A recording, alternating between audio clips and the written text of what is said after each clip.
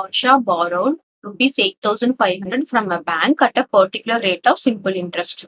So, principal amount எவ்வளவு கொடுத்திருக்காங்க அப்படின்னு பார்த்தோம்னா rupees 8,500 principal amount கொடுத்திருக்காங்க.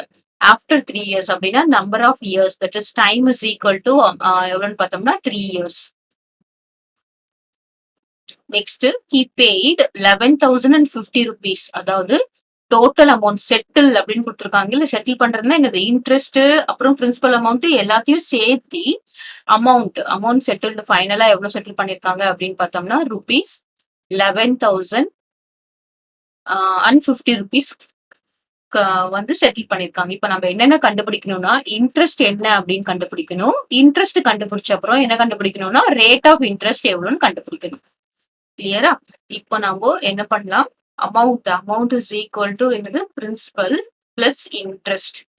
ஓகே, நமக்கு அமௌண்ட் தெரியும். அமௌண்ட் இது இந்த பி இந்த பக்கம் வந்ததுன்னா minus P is equal to interest. ஓகேவா? அப்போ இன்ட்ரெஸ்ட் இஸ் ஈக்குவல் டு என்னது, அமௌண்ட் எவ்வளோ 11,050 மைனஸ் 8,500.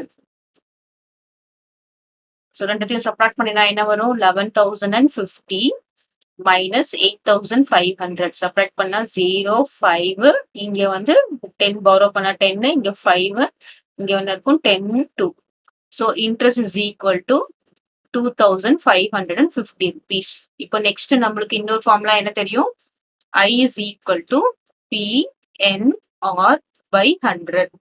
இப்போ நம்ம R கண்டுபிடிக்கணும். அதாவது I into 100, இது டினாமினேட்டர் இருக்கிறது நியூமரேட்டருக்கு போயிடும், is equal to PNR. இப்போ நமக்கு R மட்டும் வேணும்ல, அப்போ R is equal to என்ன ஆகும், I into 100 by PN. PN வந்து கீழே வந்துரும். ஏன்னா இங்க மல்டிபிளிகேஷன்ல இருக்கிறது ஈக்குவல்ட்டுக்கு அப்புறம் என்ன ஆகும், டிவிஷன்ல ஆகும். இங்க மல்டிபிளிகேஷன் டிவிஷன் தான் மாறும், பிளஸ் மைனஸ் எல்லாம் சேஞ்ச் ஆகாது.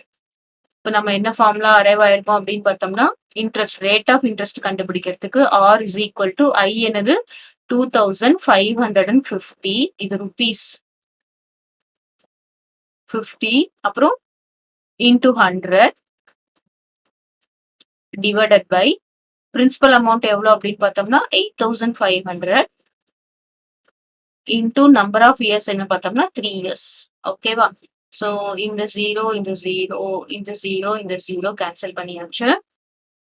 இப்போ என்ன இருக்கு, இங்க 3யும் இதுவும் கேன்சல் பண்ணி பார்க்கலாமா, 1 3 is 3, இங்க என்ன இருக்கு 2,550 divided by 3.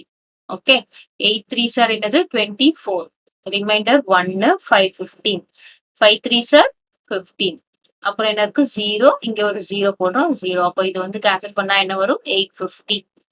இப்போ R is equal to என்னது, இங்க 850 இருக்கு, இங்க 85 இருக்கு, 185, அப்புறம் இது 10 times. R is equal to how much, 10%.